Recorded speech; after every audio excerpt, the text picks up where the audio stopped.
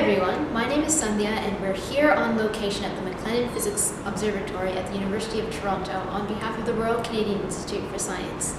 So today we're going to be interviewing Dr. Matt Russo, a post-doctoral fellow at the Canadian Institute for Theoretical Astrophysics. And that music that you just heard was created by Matt using a distant planetary system, which we'll talk about a little bit later.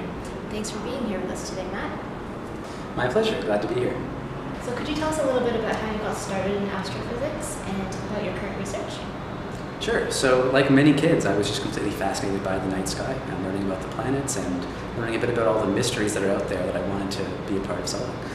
And when I got into high school and I learned about Einstein and relativity, it just completely blew my mind and I knew that's what I had to do.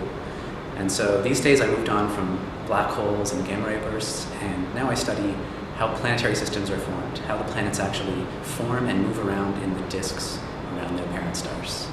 So I also hear that you're very passionate about connecting the fields of astronomical systems and music. Could you tell us a little bit about that? So I've actually always been interested in music and astrophysics. Coming out of high school, I really couldn't decide, do I do the music thing or do I do the astronomy thing? And since I couldn't decide, I just had to do both. So I did a music degree and I took physics courses. When I was done that, I did a physics degree and I played music on the side. So I did astronomy during the day and music at night. And it wasn't until recently, as in this year, where I found a way to combine my two passions. And that's by converting the harmony of planetary systems into actual music. So I take the rhythms and harmony of systems and convert it into music that we can hear. So this is an amazing location. Can you tell us a little bit about the equipment that we have here and how it's used in research? Sure. So this is actually my favorite spot at U of T. And this is our 8-inch refractor telescope. So it's kind of old. It's as old as the building, actually. But it really gives you the sense of what it would be like to be an astronomer in the old times. You have to get up and turn a crank to open the dome. And it really is a direct connection between you and the night sky. So you can come here at night and you can take a look through the eyepiece and you can see Saturn's rings, of course, Jupiter's moons. It's really an incredible thing. And during the day, if you're lucky, if it's sunny out, you could put on the solar filter and look directly at the sun with this telescope. And hopefully you'll see some sunspots or solar flares.